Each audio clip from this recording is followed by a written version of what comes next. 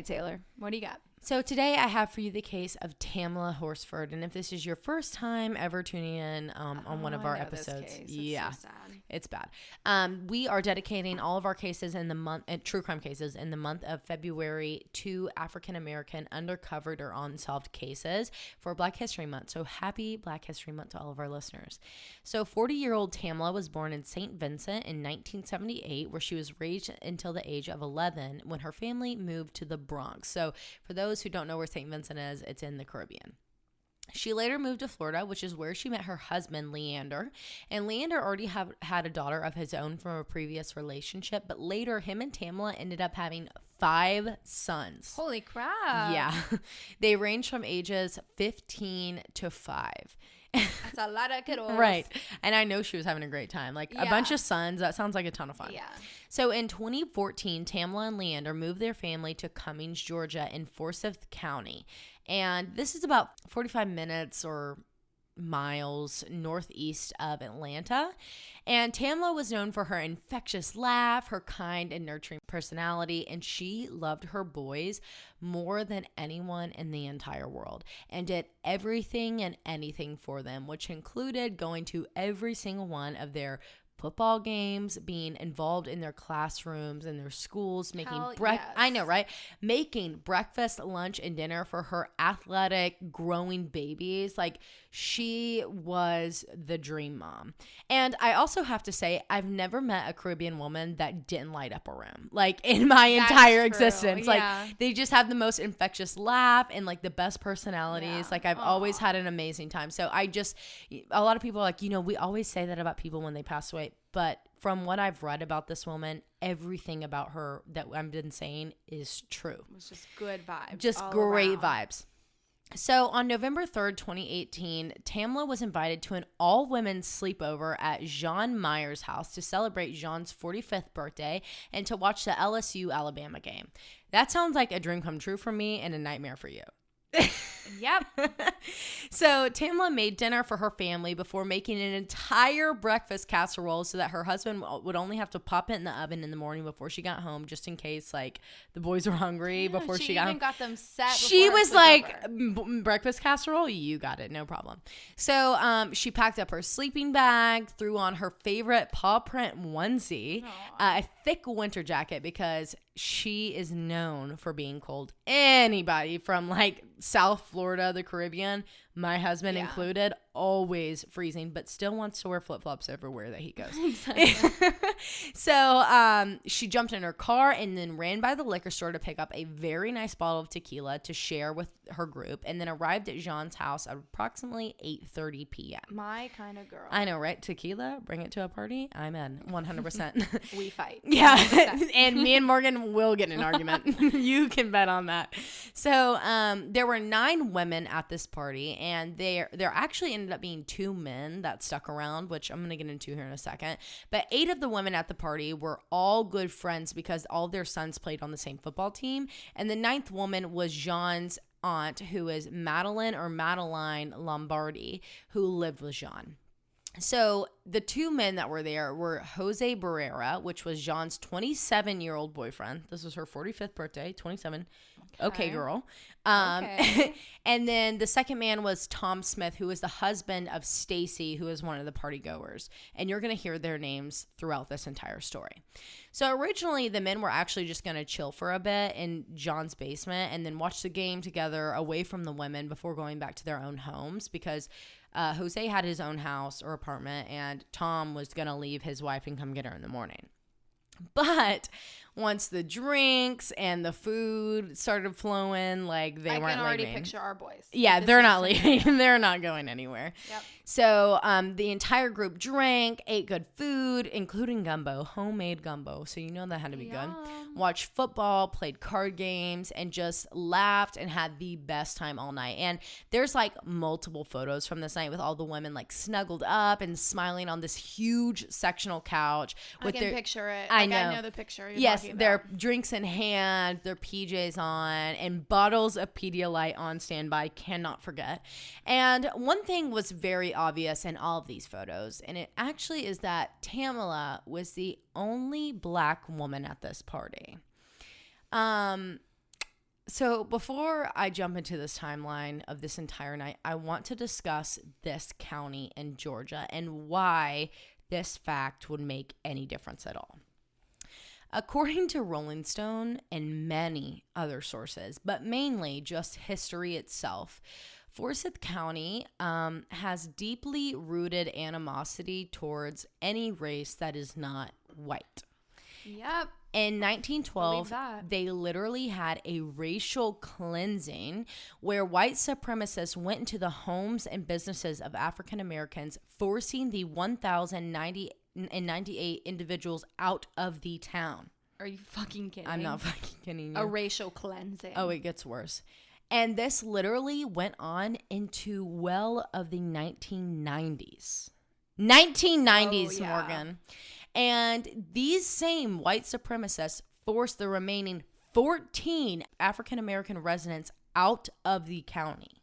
That's so fucked up beyond so many different ways. And you know how the counties and cities have like slogans? Like Cleveland's is the city of spirit. I have no idea what Knoxville's is, but their slogan for Forsyth County or Forsyth County is racially pure. What? That's what theirs was. So all in all, they're a racist fucking town. Yeah. Like there's just nothing good that can come out of Knoxville this. is probably the city of bad air quality. The city of hard water and the Vols. The city of mold. Yeah, that's it. So in 2014, in 2014, the current Forsyth County Sheriff's Office deputy coroner, who was named Chris Shelton, he's currently okay. Chris Shelton was forced to resign after posting photos of himself on Facebook with a racist doll. And I don't know if it's okay for me to say the term that I read, so I'm just not going to say it, but it's really easy to find these photos. You just have to Google exactly what I said. You said a doll? D-O-L-L? Yeah, like a doll. A racist doll. Yeah. And in 2016, when Ron Freeman was running for sheriff in the county, he used Shelton in his campaign. And when Freeman won, he reappointed this racist man as the county coroner. Oh my God. How this is literally happening. Get him out of there. Is he still there? Yeah. How this is literally happening, like in time today, is blowing my ever-loving mind. But let's just get back to the case. Fucking humans, maybe. Like, Georgia, we've talked about you for 2 weeks in a row. What the fuck is going on? Seriously. 2 holy weeks. Shit, yeah. Yes. Okay, And we're going to hear a Georgia. lot about GBI here in a minute. So at around, according to 11 Alive News, at around 11:30 p.m., two of the women, Sarah and Nicole, left the party and went home. And at around 1 a.m., Jose was heading to bed on his own account, which is what he first told police. He was heading to bed when he spoke with Tamla in the kitchen. He says that she was talking about like whether she wanted to leave now or just wait until the morning to go home. But either way, she was going to go outside for a cigarette before making her decision. So Jose and Jean went to bed. At 1:47 p.m., Bridget Fuller's husband came to pick her up, and before leaving, she like said goodbye to Tamla. They had like a drunk heart-to-heart in the kitchen. You know what I'm talking about? It's like a girl's bathroom where it's like, I love you. I seriously love you. Like, I don't know what I would do. Us, whenever we hit the top charts, Absolutely. I looked at Taylar and said, I love you. That's exactly what they were doing. So after this conversation at 1:49 a.m., Tamla stepped out back for her cigarette. At 4:10 a.m., one of the women named Marcy left the home to go get ready for work. At 7:45 a.m., another woman, Paula, left Jean's house. And then at 8:30 a.m., Tom and his wife, Stacy, left the home. And at 8:45 a.m., Madeline Lombardi, the aunt, woke up and went to go make coffee. She was looking through the back doors of the kitchen when she saw Tamla laying below the porch, face down and motionless in the grass. She says she then dropped on her knees and started praying, stopped her coffee, before running to Jean's room where she and Jose were sleeping. She said she then knocked on the door, but there was no answer, which is when she realized that there was water running as if someone was in the shower. So she ran back to the porch, looked at Tamla's body again before deciding that she was going to enter Jean's room. I'm just confused. So just by looking out the window, you could tell she was dead and like instead of just checking, like you guys had all been drinking, instead of running out checking her pulse, making sure that she just didn't, and like get knocked out. You're dropping down to your knees to pray, like you fucking knew that she was dead. Like already. what do you know that we all don't? Right. She then went and woke up Jose and Jean, and she said, I need to speak with Jose because your quote, friend from the island is down in the back. What? Excuse me? She was with this woman all night, and she doesn't know her name. From the island. The friend from the islands, like, her name's Down Tamla. back? Down back. Like, no. So at 8:59 a.m., not 5, at 8:59 a.m., a 911 call was made by Jean. And after giving dispatcher like her address and phone information and her name and everything, Jose takes the phone where he says, quote, she's not moving one bit. She's not breathing. She's completely face down in the yard and she is stiff. She was drinking and it looked like, I'm guessing she fell from the balcony. Before commenting that there was a giant slit on her wrist, implying that she was possibly suicidal, which is what the dispatcher ran with. No one ever turned Tamla over to check if she was breathing. They just kicked her leg with their foot, and that's how they knew that she was stiff. But they never once tried to flip her over. They never once like confirmed without a doubt that she was actually dead, because they knew, and they never tried CPR. Oh my God. Morgan, let me tell you something. I'm so sick. If you brought a friend over to my house that I barely knew and she was passed out in the backyard, I'd be flipping and shaking. I would be doing, I don't even know how to do CPR. I would be doing it. I would staying alive. Like, I would literally be doing it. Like, this is ridiculous. The fact that they literally didn't do anything. So, on this phone call, Jose keeps repeating many times, we have security cameras in the backyard. They will have caught everything that went on. Don't worry, don't worry. Also, we have this app that tells us when the doors open and close throughout the entire house. Like, don't worry. But magically, the video cameras were not working that weekend. The battery were low on that day. On that day? That day. Okay. But they were fine the day before and the weekend before and the day after. But just that day, something was wrong. Really fucking convenient. Wow. So, the only thing that was magically working was the door app that was said when they were opening or closing. So at 9:07 a.m., the first officer, who ends up being lead investigator Christian, arrived at the scene and pronounced her dead, which that's not the police's job. Right. That's what EMS and coroners are for. You're supposed to figure out why, not if. So anyways, they arrive on the scene, they pronounce her dead, and they then send her body off for an autopsy with the GBI. But these officers recognize Jose because he was a pre-trial court officer, and before that, he was a felony probation agent. EMS never was sent to the scene until after the coroner arrived. Never heard of that in my life. And they were only called, all of those people were only called after they declared her dead, which is not how this works. You call 911, an ambulance comes to the scene. Why was the ambulance not sent? Even if it was a potential, dead body, they're still gonna have to be there. Right. So why they weren't dispatched, I don't know. But they were never called. Because the town's racially pure, remember? Yeah, they're racially pure, so they can't be bothered. I'm so pissed off right now. Don't forget that. So when officers arrived, they could tell that her wrist, Tamla's wrist, was severely injured. But there was no blood found on or near her body, not even pooling. So it looked as if she had broke her own fall with her wrist. But she's face down with one arm up and one arm down by her side. But her nose wasn't broken.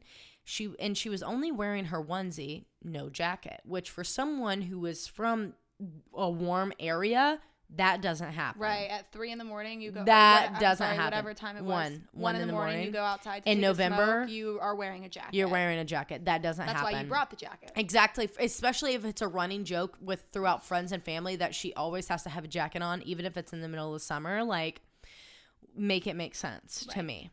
So this is just not adding up. And the investigators called the party goers that had already left and had them come back to Jean's home, where they separated those who were still at the home and those who were called back into separate rooms, but still allowed them to sit in these groups and talk and use their cell phones so they could easily be communicating with the group that was still there. So everyone said that Tamla was drinking a lot, but she was never out of control, and she had brought a blunt for the party and smoked it for a bit. But all the women were like, no, we don't smoke. We've never smoked a day in our lives. Bullshit. Because let me tell you something about, okay, listen, everyone knows if you're bringing weed to someone's house or someone's party, you know that either A, they smoke, or B, other people in that area smoke, and the homeowner's going to be okay with it. Right. So bullshit, I call it. And they explained further that none of them were like cigarette smokers either. And only Tamla, she's the only one. She stepped out multiple times.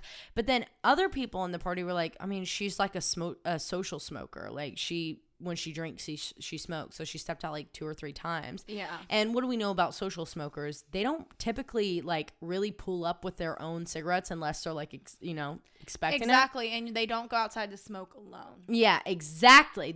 If they're smoking while they're drinking, they're smoking and talking to someone. Right.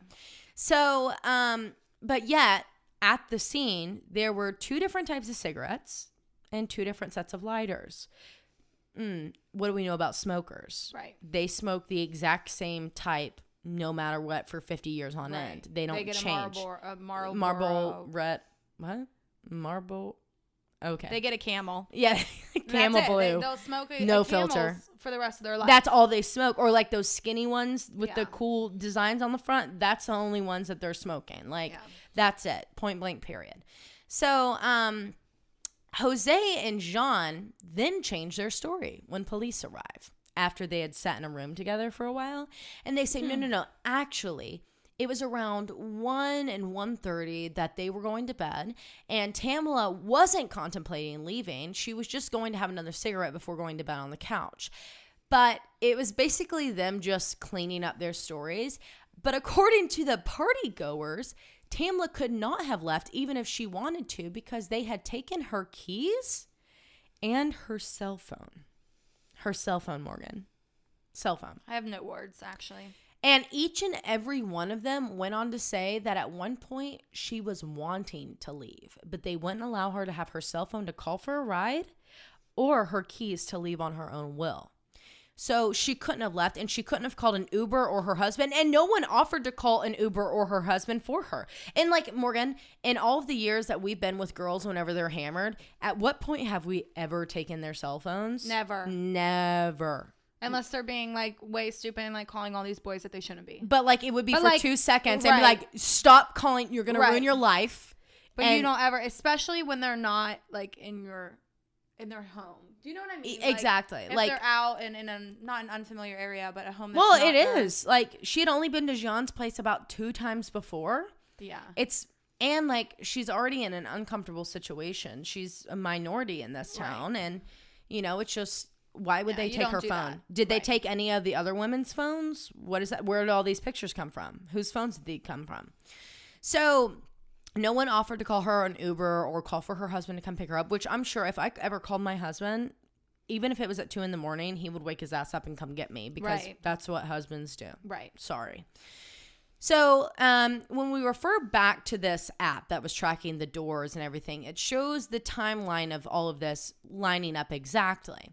So the front door opens and closes at 1:40. I'm sorry. Yes, the front door opens and closes at 1:47 a.m., which is when Bridget was leaving after their heart-to-heart in the kitchen. And at 1:49 a.m., the back door opens and closes at 1:50 a.m., which is when Tamla would have stepped out for her smoke break. And that door reopens at 1:57 a.m. as if she had just returned inside from her 7-minute smoke break, which is typical for a smoke break. But the door never closes. For the rest of the entire night, that back porch door was open, which says to me that either someone went outside with her and never shut the door again, or preventing that timestamp, or when she walked back inside before shutting the door, somehow she magically stumbled 9 feet backwards and fell off of a porch and somehow turned her body midair during that 14-foot fall and landed on her front side, which not like is absolutely fucking bullshit. Sorry.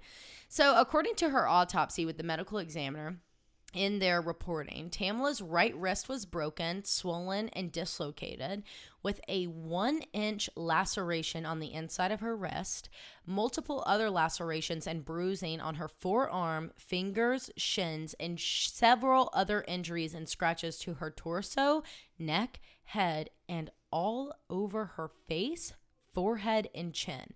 Yet no facial bones were broken and no teeth were even chipped in the slightest, but she was found laying face down on a 14-foot drop.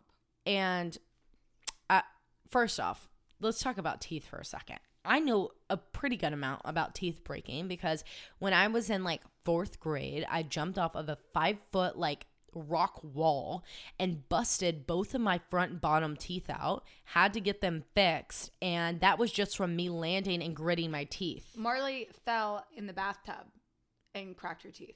Like, teeth break easily. I don't know what type of teeth Tamla must have had, but a 14-foot fall's definitely gonna break your teeth. You know, like, it doesn't matter if you have the strongest teeth in the entire world, your teeth are gonna break. Landing face first is gonna break. Face first, like, not even like to the side, to the left, or the right, like face down. Her teeth are gonna break. So there was also a injury to her C2 vertebra. Is that how you correctly say that? That is common with severe whiplash. And lastly, there was severe lacerations and damage on the left ventricle of her heart, which is, according to Elena with Morbid podcast, because I couldn't find this anywhere else other than Morbid, is really common with severe car crashes where the airbag is deployed, like traumatic car crashes. Okay. And her blood alcohol level was found to be 0.238, which is just shy over 3 times of the legal limit in Georgia. There was THC found in her system and trace amounts of Xanax. But there was no Xanax or any other medications or even pill bottles found in her purse or on her person. And it wasn't in the home, and it was never prescribed to her or any of her family members. And the trace amount keyword really shows me that this had been slipped in her drink. And Xanax with a 0.2, what was the BAC? 0.238. With a 0.238 BAC, you're blacked out. That's gonna knock somebody out. You're blacked out. Like, there's nothing else. That's like one of the big rules. Like, you shit your pants. Drink with Xanax. Yes, and 100%. And but like the trace amounts, like, that's what you see for date rape drugs. Right. Sorry, like, there's no way that she took that on her own. Especially if she's like smoking weed, she's not gonna be taking some Xanax with it, you know? So, however, there was not a single photo taken during her autopsy. Not one, Morgan.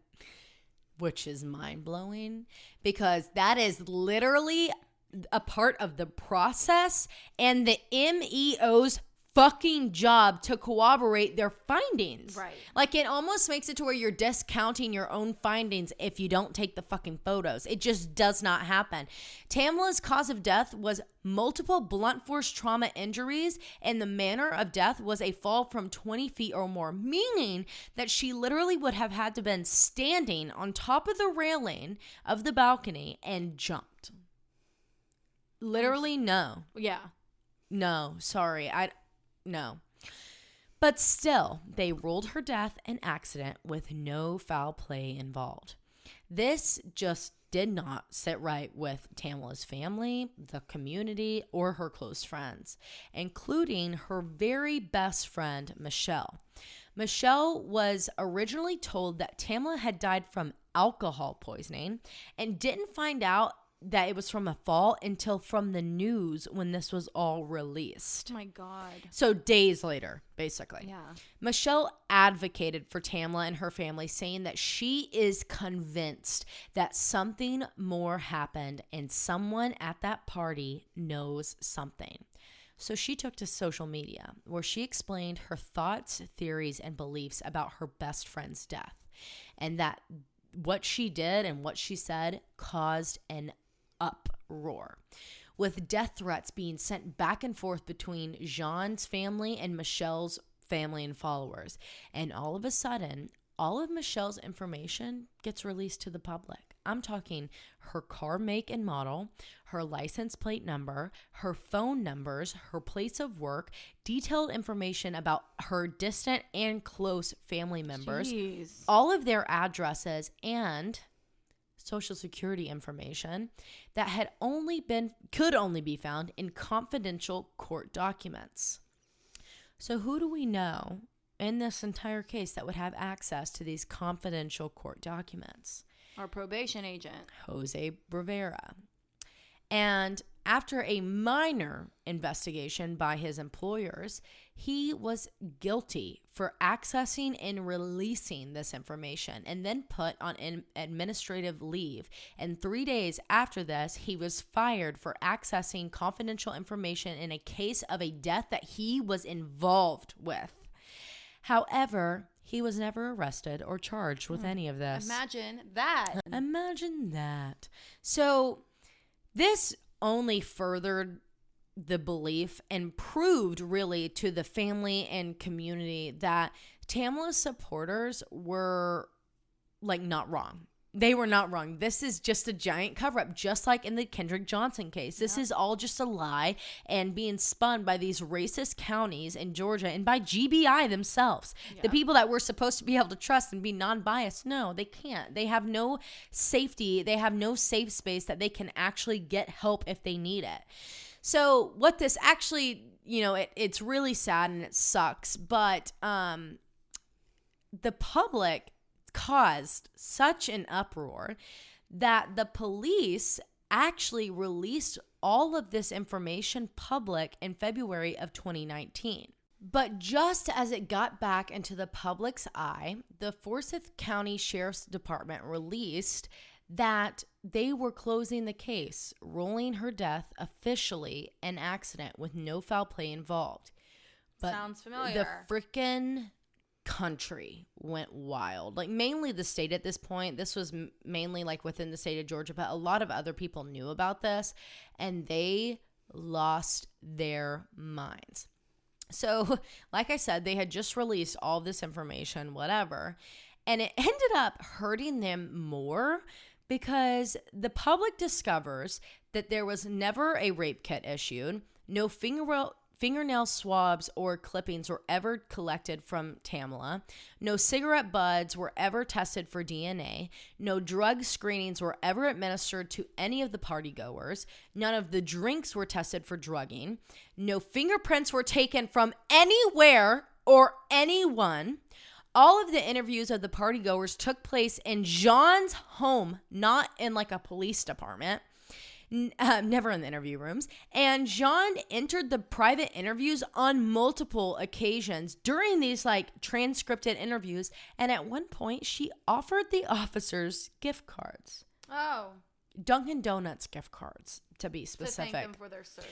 During her aunt's formal interview on the day of Tamla's funeral. And she even said, well, I've got to go get ready for this funeral thing.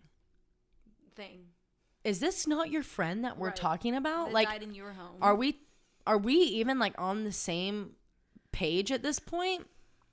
So then Tamla's time of injury was officially released during all of this, and people, you have to dig through all of this information to find autopsy reports. It's really hard. It takes me sometimes freaking weeks at a time to get an autopsy report. And it states that her time of injury was at 1:30 a.m. But she went outside and came back in at 1:50 or 1:57. That's what it was, 1:57. But it just so happened. It gets worse. It just so happened on November 4th, which this all took place in the early morning hours of November 4th, was the same day of daylight savings. Therefore, we have no idea, because it changes from 1:59 a.m. back to 1. Mm-hmm. We have no idea which 1 a.m. it is. Oh, my God. So we don't know if it was the first 1 a.m. or if it was technically 2:30 a.m., but this would mean that she would have had to, if it would have been technically 2:30 a.m. before the time change, that means that she would have had to stay outside for over 30 minutes without a jacket, which is completely out of the question in my head. Like, not gonna happen. So before the end of February, Tamla's family actually hires a private medical examiner to perform a second autopsy. And they found, now I do want to preface this with saying they've really kept a lot of this information close. They haven't released a lot of it to the public just because they're obviously still fighting to this day to get Tamla justice. So if they released all of it, it wouldn't do anything but hurt them and give the Forsyth County Sheriff's Office a one-up on them. So they've kept it really close to heart. But they found that there were multiple injuries and abrasions across Tamla's entire body that, quote, could have only happened after Tamla was deceased, meaning that her body was thrown or fell off of this large height after her death. But around the same time, Michelle, her best friend, is being sued by Jean and other partygoers for defamation. And they go to court in November of 2019, where Michelle had to turn in all of her social media posts on a hard drive to be used as evidence during the trial. So she turns it in. But a few days later, the Forsyth County court officials contact Michelle and they're like, hey, can you send in another copy of that hard drive? And she's like, why? I've already sent it in. They're like, oh, it was misplaced. We've lost it. So this is the second thing of Michelle's that has been lost in this county court office. And the case was later dismissed because they're like, okay, y'all are just a bunch of big fucking babies. Okay, but how about them suing for defamation? Like, you got to be really fucking cocky. Yeah, at that point, you've got to be really feeling cocky. Like, let's bring all of this into court, and like also about what this woman's saying about us that we know is true. But what is making you like so? Are you not able to get a job? Are you losing your job? This case was later dismissed, and some of the people who were at the party were standing beside Tamla's family and friends and Michelle, and this included Stacy and Tom Smith, the couple that had spent the night that I've talked about multiple times throughout this. They do not believe and are very vocal about the fact that the story of Tamla falling was complete and utter bullshit. I need to know why. They even were calling out the partygoers, saying that their stories have continually changed to officials and to the community. And they believe this because they have gone on this like porch multiple times. And they were like, first off, whenever she did go out to smoke, she was sitting in one of the chairs. She wasn't leaning over the railing. That's like a guy thing. Exactly. Sorry. And then number two, if she wanted to get up on the railing, she would have had to like pull a chair over, which would have still been over there at the same time. Pulled a chair over, a propane tank, which was up there, or like a table, stood up on it, and then stepped up on there, or like sat on the side of the porch. But like, name me two moms that ever in your life would ever do that. Right. My mom, no. Just one. She's like, I don't want to die today. Thanks. Like, moms don't do that. They would be like, get off that. What are you doing over there? What are you doing? Like, come sit down. Come sit down. Exactly. Like, that just, it just would not happen. Like, first off, mom instincts. Two, women just aren't stupid. We're just not stupid. Sorry, we're not stupid. We don't get ourselves in situations like that.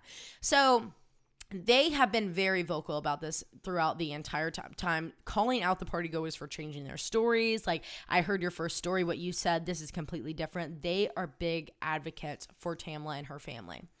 But later that same month, in November of 2019, Ashlyn Harris, who was advocating for Tamla's case to be reopened through change.org petition, claims that she was targeted by this Forsyth County Sheriff's Department because just days after launching this petition, she happened to be arrested for no reason by this Sheriff's Department while they were searching for 3 men that were involved in a hit and run, but they arrested her. Okay, that makes fucking sense. Yeah, that makes so much fucking sense. What the fuck? No. So she then later released that when weeks later, or maybe even days later after she was arrested, the same Forsyth County Sheriff's Department showed up at her front door with a search warrant on all of her devices. Because they said, according to Rolling Stone, that they had gotten a tip that she had sent an accusatory anonymous email to Jean. Mm-hmm. An anonymous email, accusatory Jean. What? Y'all are able to get search warrants for people that? accusing you of something? Right. I'm sorry, but when has that ever been a thing? I mean, if that's the case, y'all can get 15 search warrants on people I know talking shit about me. Right. Like, what? So they go through her shit. Turns out she never sent it. She was not the one that sent it. So she ends up suing the sheriff's office, specifically Detective Jeffrey Rowe and Sheriff Ron Freeman for civil rights violations, which I talked about Freeman in the beginning. And during this time, it seemed as if any and every attempt made to get Tamla's case back in the public eye was somehow prevented or covered up by someone getting their shit searched. So that is until the Black Lives Matter movement in 2020 that literally catapulted Tamla's name back into the public eye, forcing people to listen, with multiple celebrities posting and saying Tamla's name throughout their social medias and just their own public platforms. I'm talking Gabrielle Union, Kim Kardashian, T.I., and 50 Cent. And all of these celebrities, influencers were posting the Change.org petition on their platforms for millions of people to see and sign. And as this is happening in 2020, Ralph Fernandez, a Tampa lawyer who is representing the family and Tamla's family, releases a letter addressed to Leander on June 5th, 2020, summarizing his findings after reviewing all of the evidence in the case. So I'm going to have Morgan read this for you now. I obtained this from 11 Alive News. All right, Morgan. It says, Dear Leander, 2 weeks ago, we finished the exhaustive review of the records related to the investigation into the death of Tamla. I am glad we had an opportunity to conference today with the rest of the immediate family. Hopefully, by Tuesday, I will have a more detailed analysis, but for today, however, I want to repeat some of what I told you. The review reflects that a homicide is a strong possibility. Witness statements are in conflict. A potential subject handled the body as well as the evidence prior to the law enforcement arrival. Evidence was disposed of and no inquiry followed. The scene was not preserved. Evidence was inappropriately handled. The investigation was compromised by unauthorized access and disclosure to potential targets and witnesses. A remarkable fact is that there were no photographs taken during the autopsy of Tamla's body. This had to have been done at someone's directive because such a practice is unheard of. Let us address one issue as a sample, in reverse order from the above. It appears Tamla was involved in a struggle. There were abrasions noted consistent with that scenario. There were parallel scratches to one arm. Since they were fresh, photos would have been proven recent use of defensive force, but having no photos inures to our detriment. There was one x-ray, yet the injury noted as the cause of death appears nowhere. Getting the records has been another monumental task, to say the least. I could go on, and will, in a few days. Forsyth County Sheriff's Office employees have been the subject of much criticism. The case agent was a close friend of a subject, who turned out to be the leak of the ongoing investigation. The town of Cumming has a history which raises eyebrows. After conducting my extensive review, I have come to the conclusion that the truth never had a chance here. Let me conclude by telling you that my year of experience led me to believe that 80% of cases where African Americans die under mysterious circumstances end up closed or cold because there are no videos and the only witnesses are bad guys or good guys that deep down are really bad. Then you have cases where law enforcement does a poor job and cares little to investigate thoroughly because of some connection or association to the perpetrators. Take the Ahmaud Arbery slaying recently. Without the video surfacing in the media, there would never have been an arrest in that cozy relationship between the perpetrators, prosecutors, and the investigators. A rookie lawyer that gets a video in a wrongful death case where a stopped car is rear-ended by a speeding semi will win each time. A video of someone walking up to a bank teller, face uncovered, and firing a gun point blank will most certainly lead to conviction. But those facts are not what we are dealing with here. Here, we are fighting an uphill battle because those who wear the badges and were entrusted with the investigatory task failed you. But this is not over. It will never be over. Be safe, be strong. We will get to the bottom of this. Sincerely, Ralph Fernandez. Okay, Ralph. You boys that get it can get it. Are you fucking kidding me? Like, literally. And the boys that don't, fuck off. Yeah, you don't. So he came for their fucking throats is basically what we're getting at. So in a statement to WSB-TV, the Forsyth County Sheriff's Office and the GBI released statements claiming that the autopsy photos were actually taken. Oh. And that they stand by their original conclusions in the initial investigation of Tamla's death. However, just 2 weeks later, on June 12th, 2020, the FCSD Sheriff Ron Freeman, who I've talked about multiple times throughout this entire thing, says that he sends an email to the GBI that was made public because he had to make himself look good, that he's like, hey, please reopen Tamla's case and reinvestigate it. And then on June 18th, 2020, the GBI says, you know what, yeah, we'll reopen it and reinvestigate. Well, in July 28th of 2021, the GBI concluded their investigation, in the second investigation, let me clarify, into Tamla's death, and they decided not to pursue any criminal charges, according to the Atlanta Black Star News, with the Forsyth County District Attorney Penny Penn, pause for that, stating, quote, the facts are overwhelming and they indicate that she died as a result of a tragic accident. Therefore, that concludes this office's involvements in the matter. And that's a case of Tamla. I'm so fucking pissed off. That does not conclude anything. No. Y'all, no. There's obviously something going on here because I can guarantee you if, okay, so other people are like, you know, she was like always known to be like a partier, blah, blah, blah, blah, blah. Okay, well then she would have an insane tolerance to alcohol. She wouldn't be having a 2-point. Yeah, like that's totally fine. Like, and even if she did, she can probably handle it. We know plenty of people from our days in college that drink like. When my boyfriend drinks, guess what? His BAC is a 0.2. Yeah, like hands immediately, down, always. He's just that way.